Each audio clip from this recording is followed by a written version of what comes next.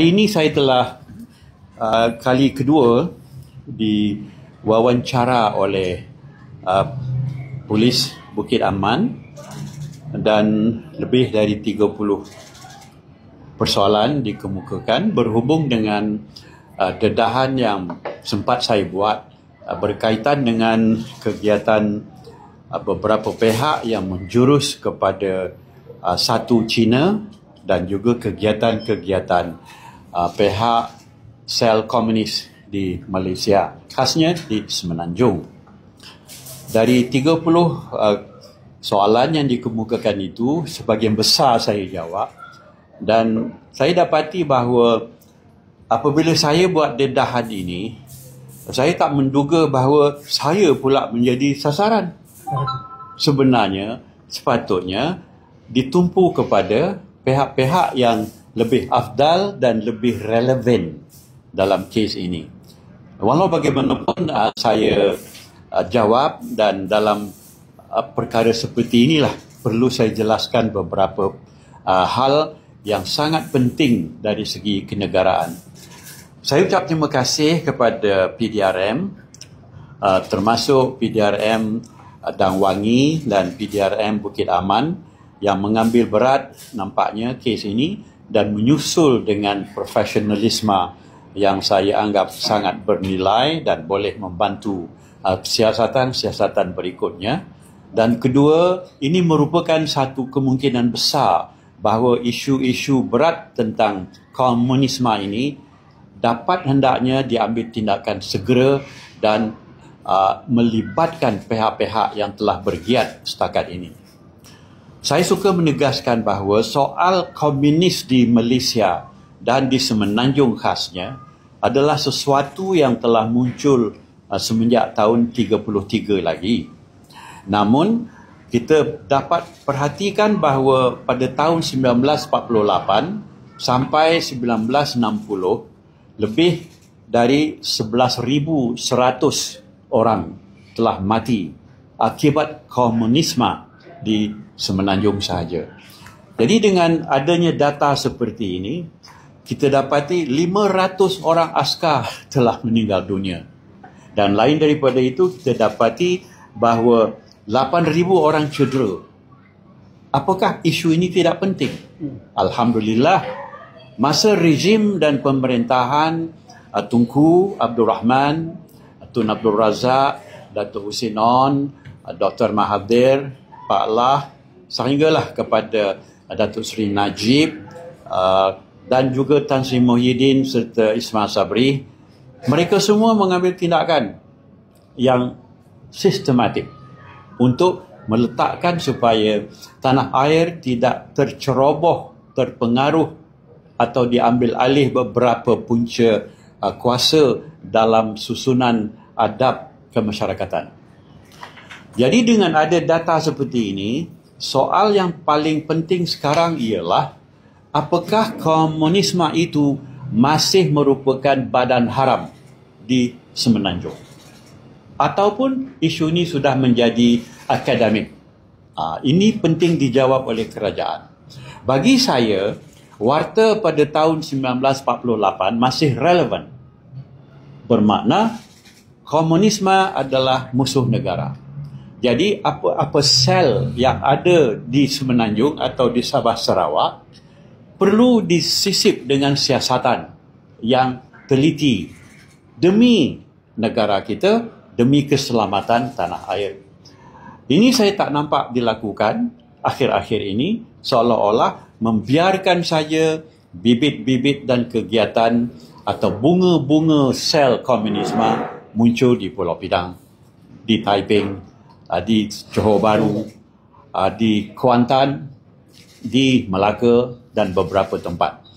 Sebagai warga lama dan berpengalaman dalam hal-hal keselamatan dalam negeri dan undang-undang, saya tidak boleh rasanya berdiam diri dan mengemukakan hal ini sebagai sesuatu yang perlu kita ambil tindakan. Justru laporan polis yang dibuat oleh pelbagai pihak itu, termasuk saya, harap dapat disusul dengan cepat.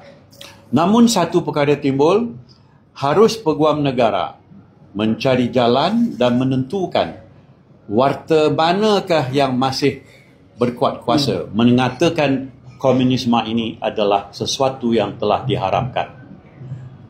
Adakah ia relevan semasa ISA 1960 atau di bawah SOSMA atau di mana undang-undang yang berkaitan? Dalam penyelidikan saya, pengharaman itu tidak jelas pada hari ini.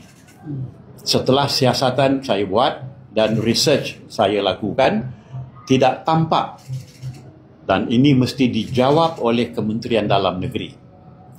Jika komunisme masih berupa sesuatu yang harus diharamkan, maka hendaklah jelas pendirian kerajaan di situ dan nyatakan sumbernya, aktanya, wartanya, tarikhnya dan rujukannya. Jika tidak, kenapa tidak? Sebab ini adalah kenegaraan dan isu keselamatan dalam negeri. Jadi dengan itu saya sekali lagi mengucapkan terima kasih kepada semua yang melibatkan diri, dan saya harap isu ini muncul sebagai satu perjuangan yang tiada hentinya. Dalam pada itu, orang yang mengepalai persatuan promosi satu Cina ini tidak boleh lepas hendaknya daripada penelitian dan kajian. Pertama, dari soal sama ada persatuan ini telah mempengaruhi cara berfikir dan bermasyarakat di kalangan masyarakat tertentu, atau kegiatan-kegiatan yang dikepalai oleh beberapa orang yang ternama itu mengemukakan apakah pandangan mereka berhubung dengan kedudukan persatuan itu, sama ada ia didaftarkan atau tidak. Jika ia didaftarkan, soalannya ialah apakah satu Cina atau menyatukan Cina itu tidak dipersoalkan jika didaftar. Dan jika tidak didaftarkan, kenapa dibiarkan ia menjalankan kegiatan terus-menerus? Oleh kerana saya difahamkan seorang Tan Sri yang tinggi mercu kedudukannya mengepalai persatuan ini. Dan ia sangat giat dan sangat aktif dalam soal-soal membenihkan komunisme dan juga sosialisme ala yang dilakukan oleh tanah besar Cina. Yang tu jadi rapkan dan jadikanlah sebagai punca. Jadi Tan Sri jawab semua soalan tadi ataupun akan jawab di mahkamah? Itu saya tak boleh buka. Saya hurailah apa yang saya boleh. Ya, tapi kerjasama tu tetap kita bagi. Cuma kehairanan tu ialah sepatutnya di tahap ini siasatan tu dah ke bawah. Tak balik kepada saya. Itu aja teka dan teki. Generasi sekarang mereka tak geli lagi dengan komunis. Ya, saya generasi pertama, boleh katakan. Yang kedua dan sekarang dah yang ketiga. Jadi bagi mereka komunisme tak ada isu sangat. Lantaran saya bangkitkan balik, isu ni besar, bukan kecil.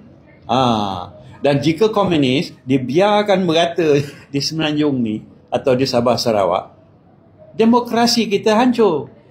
Ini boleh kita rakam terus mengatakan raja-raja Melayu, kesultanan yang ada di Malaysia boleh dikatakan ditandakan masanya untuk sampai ke tahap yang makin lama makin kecil dan tidak bermakna.